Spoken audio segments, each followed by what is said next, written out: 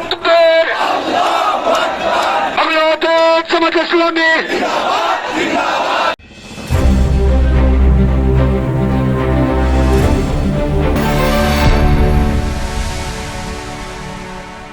সুপ্রিয় দর্শক, গ্রামের কাগজের ভোটের মাঠে সাক্ষাৎকার অনুষ্ঠানে আপনাদের স্বাগত জানাই। আজ আমরা এসছি যশোর সদর ৩ আসনে জামায়াত ইসলামী মনোনীত প্রার্থী ভিপি আব্দুল কাদেরের জনসংযোগে। আমরা ভিপি আব্দুল কাদেরের সাক্ষাৎকারের পাশাপাশি সাধারণ মানুষের কাছ থেকে উঠে আসা প্রশ্নের উত্তরগুলো খুঁজব, তার নির্বাচনী প্রচারণা এবং সামগ্রিক চিত্র তুলে ধরবার চেষ্টা করব।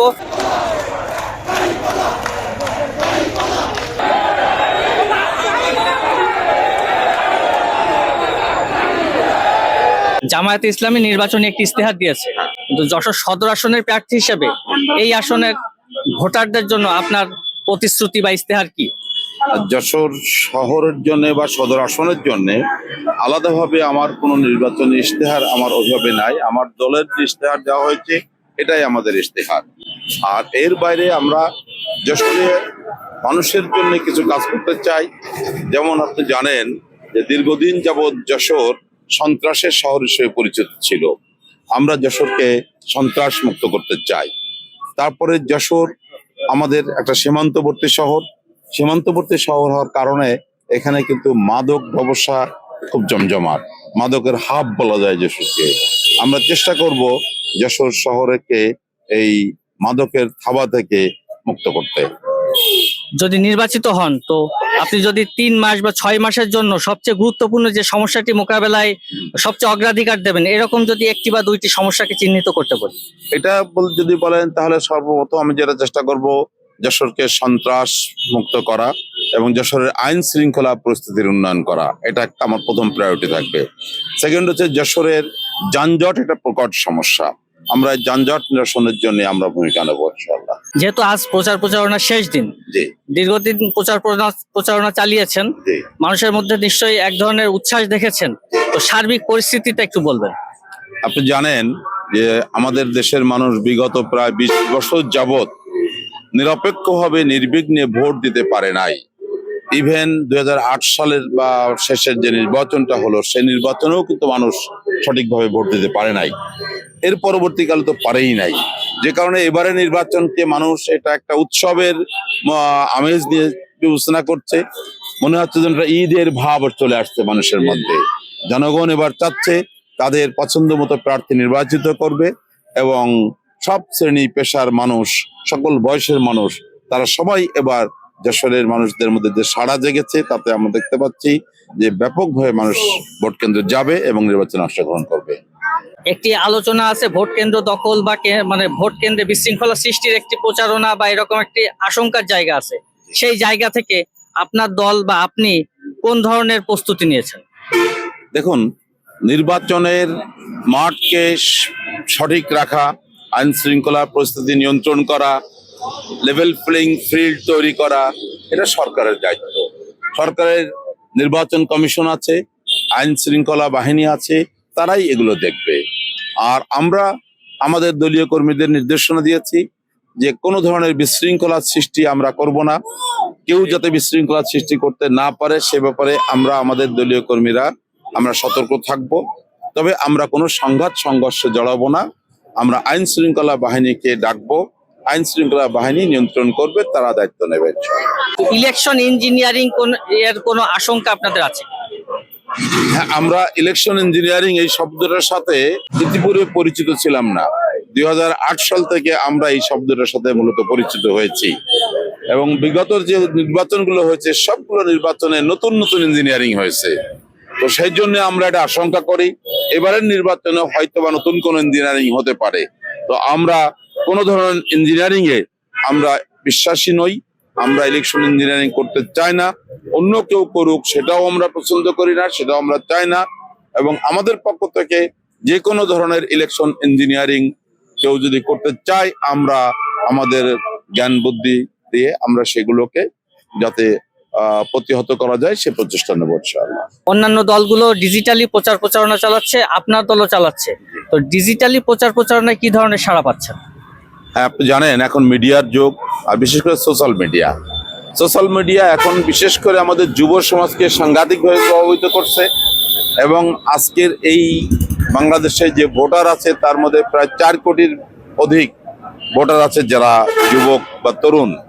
তো এদের মধ্যে সবাই চেষ্টা করছে, আমরা এই সোশ্যাল মিডিয়াকে ব্যবহার করে আমরা ডিজিটালি প্রচার প্রচারণা চালাচ্ছি এবং ডিজিটাল প্রচারণায় আমরা ব্যাপক মানুষের সমর্থন এবং সাড়া আমরা পরিলক্ষিত করছি। প্রচার প্রচারণায় কথা পাল্টা জবাব এরকম চলছে। আপনার প্রতিদ্বন্দ্বী একাধিক প্রার্থী বা তার দল বলছে যে আপনি 80-র দশকে যশোর ছেড়ে চলে গেছেন, এরপরে যশোরে আর আসেননি এবং যশোরের মানুষ আপনাকে চেনে না, আপনি যশোরবাসীকে চেনে না। এই প্রশ্নের উত্তরে আপনি কি বলবেন? দেখুন, নির্বাচনের সময় নানাজন নানা রকম কৌশল অবলম্বন করে, আর নির্বাচনী প্রতিযোগিতায় টিকে থাকার জন্যে বিভিন্ন জন বিভিন্নভাবে অনেক মিথ্যার আশ্রয় নেয়, প্রতারণারও আশ্রয় নেয়। তো কে কি করলো ওইটা আমাদের দেখার বিষয় নয়। আমি এই যশোরের মানুষ, আমার বাপদাদা 14 পুরুষের ভিটে মাটি এই যশোরে। আমাদের যদি আমরা সিএস খতিয়ান দেখি, আমাদের সিএস খতিয়ানে আমাদের দাদা নানাদেরও আমল থেকে আমরা সিএস খতিয়ানের অধিবাসী। আমার প্রতিদ্বন্দ্বী অনেকেরই সিএস খতিয়ানই নেই। সুতরাং তারা কেউ যদি বলে যে আমাকে যশোরের মানুষ চেনে না, যশোরের মানুষ জানে না, যশোরের মানুষ আমাকে চেনে কি জানে না, তা ইনশাল্লাহ আপনারা 12 তারিখে নির্বাচনের পরের দিন আপনারা বুঝতে পারবেন, যশোরের মানুষ দেখবে কাকে কে চেনে। অন্তর্বর্তীকালীন সরকারের শেষ পর্যায়ে তো আপনি আপনার দৃষ্টিকোণ থেকে এই অন্তর্বর্তীকালীন সরকারকে কিভাবে মূল্যায়ন করবেন? আসলে দেখুন, আমাদের এই অন্তর্বর্তীকালীন সরকার এর প্রধান যিনি ডক্টর প্রফেসর ইউনূস, উনি আসছেন একটা বিশেষ অবস্থার প্রেক্ষিতে। এই সরকার অনেকগুলো ভালো কাজ করেছে, অনেক ভালো কাজ করার জন্য এই সরকারের উদ্যোগ ছিল, কিন্তু আমাদের দেশের সকল রাজনৈতিক দল, আমাদের প্রশাসন বা সকল পক্ষ থেকে যথেষ্ট সহযোগিতা না পাওয়ার কারণে ওনার অনেক ইচ্ছা থাকা সত্ত্বেও সেগুলো বাস্তবায়ন করতে পারে নাই, বিশেষ করে বিভিন্ন সংস্কারের প্রশ্নে। তো আমি মনে করি যেটুকু হয়েছে অতীতে কেউ করে নাই, এটুকু আমরা ওয়েলকাম করি। আর বাকিটা হচ্ছে ওনার যদি আমি এখন নেগেটিভলি কোনো কিছু দেখি, সেটা বলতে পারি যে আইন শৃঙ্খলা পরিস্থিতির উন্নয়ন ওনার আমলে হয় নাই, এটা একটা দুর্বল দিক। প্লাস হচ্ছে এই নির্বাচনকে সামনে রেখে এই যে এখন জনগণের মধ্যে এই নির্বাচন উপলক্ষে যে লেভেল প্লেয়িং ফিল্ড দরকার, সেটা এখনো নিশ্চিত হয়নি। এখনো আমাদের এই যশোরেও আমরা দেখতে পাচ্ছি আমাদের দাঁড়িপাল্লা প্রার্থীর লোকজন, দাঁড়িপাল্লা মার্কার যারা কাজ করছে বিভিন্ন গ্রামগঞ্জ এলাকায়, তাদেরকে হুমকি দেওয়া হচ্ছে, তাদেরকে কাউকে আঘাত করা হয়েছে, এমনকি আমাদের নারী কর্মীদেরকে বিভিন্ন জায়গায় এমনভাবে হেনস্থা করা হয়েছে, বলা হয়েছে তোমরা যদি দাঁড়িপাল্লার পক্ষে কাজ করো তোমাদের শাড়ি খুলে রেখে দেবো। নির্লজ্জের মধ্যে এই সমস্ত কথাবার্তা তারা বলছে এবং আমাদের মহিলাদেরকে হুমকি দিচ্ছে। সুতরাং আমরা মনে করি এটাও দুর্বল আইন শৃঙ্খলা পরিস্থিতির কারণে হচ্ছে। তা এটা এই এন্ট্রিম গভর্নমেন্টের একটা দুর্বল দিক। তো যেহেতু এই প্রচার প্রচারণায় যে বাধা দেবার কথা বললেন, তো সেই জায়গা থেকে যে নির্বাচনের দিনও আপনার কর্মী বা আপনার সমর্থকরা বা আপনার ভোটাররা আক্রান্ত হতে পারে কিনা, এই ধরনের কোনো আশঙ্কার জায়গা আছে কিনা? দেখুন, নির্বাচনের মাঠে ছোটখাটো ঝামেলা হয়েই থাকে। তো ছোটখাটো বিষয়ে আমরা এগুলোকে খুব একটা গুরুত্ব দেব না, কিন্তু বড় ধরনের কোনো ঝামেলা না হোক, কোনো সংঘাত সংঘর্ষ না হোক, আমরা সেটাই কামনা করি। আর এ ব্যাপারে কিছু কিছু এলাকা আছে যেখানে আমরা আশঙ্কা করছি, আমরা প্রশাসনকে সেগুলো অবহিত করেছি। আমরা আমাদের জায়গা থেকে আমরা প্রশাসনের সহযোগিতা চেয়েছি। আপনার প্রতিদ্বন্দ্বী প্রার্থীরা যে প্রচার প্রচারণা চালাচ্ছে তার মধ্যে অন্যতম একটি বিষয় হচ্ছে যে আপনারা গ্রামের সহজ সরল নারীদেরকে ধর্মীয় প্রলোভন দেখাচ্ছেন, তাদের ভাষায় যে আপনারা জান্নাতের টিকিট বিক্রি করতেছেন। তো এই ধরনের প্রচারণার জবাবে আপনি কি বলবেন? দেখুন, আমাদের জামাত ইসলামীর কোনো নেতা নেত্রীরা বাংলাদেশের কোনো প্রান্তে কাউকে জান্নাতের টিকিট বিক্রির কথা কোথাও বলে নাই। এটা একটা ডাহা মিথ্যা কথা। দ্বিতীয় প্রশ্ন হচ্ছে যে জান্নাতের টিকিট বিক্রি করা এই পৃথিবীর কোনো মানুষের পক্ষে সম্ভব না। পৃথিবীর কোনো মানুষ জান্নাতের টিকিট দিতে পারে না। এটা হচ্ছে আমাদের প্রতিযোগী বন্ধুরা যখন আমাদের বিরুদ্ধে আমাদের কোনো অপরাধ, আমাদের কোনো দুষ্কর্ম আমাদের কোনো অন্যায় জিনিস তারা যখন দেখতে পায় না, দেখবে না, কারণ আমরা এগুলো করি না, তখন আমাদের বিরুদ্ধে এইসব অলীক অভিযোগ তারা আনতেছে। বিপরীতে আমরা যদি বলি যে যাদের নেতার নিজেরই আইডি কার্ড নেই, সে আবার ফ্যামিলি কার্ড দিয়ে বেড়াচ্ছে, এবং সেই ফ্যামিলি কার্ডের উপরে সরকারের যে লোগোটা ব্যবহার করছে, আপনারা দেখেছেন, এই লোগো ব্যবহার করাটা, এটা তো সরকারের কোনো কার্ড না, অত সরকারি লোগো ব্যবহার করা হচ্ছে। এটা জাতির সাথে এটা প্রতারণা করা হচ্ছে, এটা জাতিকে ধোঁকা দেওয়া হচ্ছে। আমরা এই ধরনের প্রতারণামূলক কোনো কাজ করি না, আমরা কোনো বেহেশতের টিকিট বিক্রি করি না, বেহেশতের টিকিট দেওয়ার কোনো অথরিটি আমাদের নেই, কোনো অধিকার আমাদের নেই। এটা আহমেদ কথা। যশোরের সদরের নারীদের, কর্মজীবী নারী, সাধারণ নারীদের ক্ষেত্রে আপনাদের যে বার্তাটি সেটি যদি বলেন। দেখুন, আমির জামাতের এক্স অ্যাকাউন্ট হ্যাক করে আমাদের কোনো একটা পক্ষ তারা যে বিভ্রান্তিমূলক বক্তব্য দিয়েছে, আমাদের আমির জামাত কখনোই এই ধরনের চিন্তা করে না, বরং আমাদের আমির জামাতের বক্তব্য এবং জামাত ইসলামের বক্তব্য, আমরা নারী বান্ধব দল, আমরা এটা সবাই স্বীকৃতি দিয়েছে, সবাই জানে। আমরা যশোরের নারীদেরকে আমরা একই কথা বলি, জামাত ইসলামী নারীদেরকে সম্মান করে, নারীদেরকে উপযুক্ত মূল্যায়ন করে, নারীদের উপযুক্ত জায়গায় তাদের যে প্রাপ্য, তাদের যে অধিকার, সেটা জামাত ইসলাম নিশ্চিত করবে, আমরাও সেই পক্ষে থাকবো। যেহেতু প্রচারণা আছে জামায়াত ইসলামী একটি ধর্মভিত্তিক দল, তো যশোর বা এই অঞ্চলেও অনেক অন্য সম্প্রদায়ের মানুষ আছেন, তো তাদের বিষয়ে আপনার দলের বা আপনার বার্তা কি হবে? দেখুন, বাংলাদেশটা শুধুমাত্র মুসলমানদের দেশ না।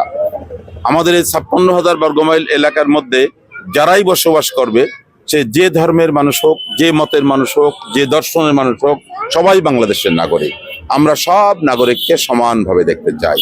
আমরা কোনো ধর্মের ভিত্তিতে মানুষের মধ্যে মানুষের কোনো পার্থক্য সৃষ্টি করে সংখ্যালঘু সংখ্যাগুরু, আমরা এই কনসেপ্টে বিশ্বাসী না। আমরা সব নাগরিকের নাগরিক অধিকারে বিশ্বাস করি।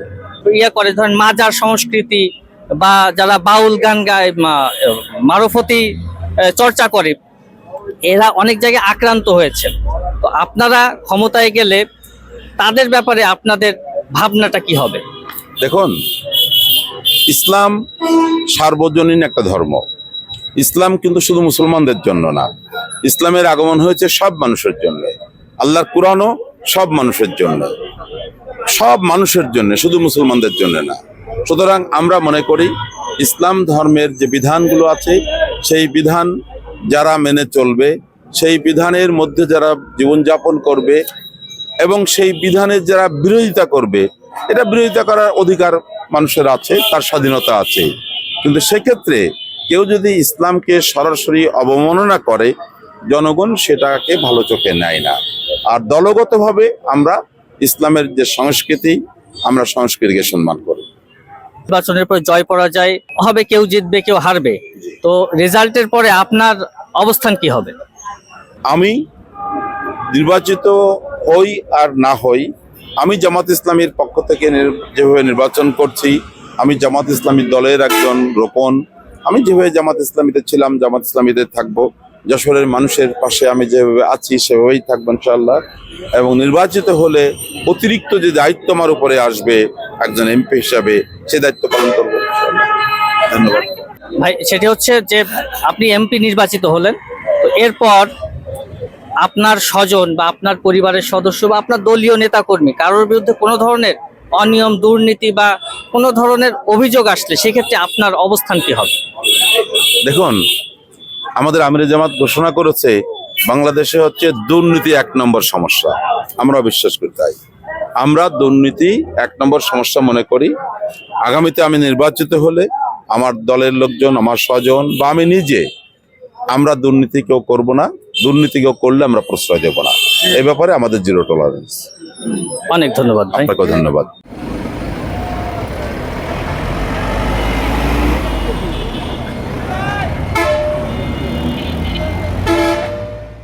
দর্শক, গ্রামের কাগজের ভোটের মাঠের সাক্ষাৎকারের এই যে আয়োজন, এই আয়োজনে আজ আমরা আপনাদের কাছ থেকে আসা প্রশ্নগুলোর উত্তর খুঁজেছি যশোর 3 সদর আসনের জামায়াতের যে প্রার্থী ভিপি আব্দুল কাদের, তার কাছ থেকে।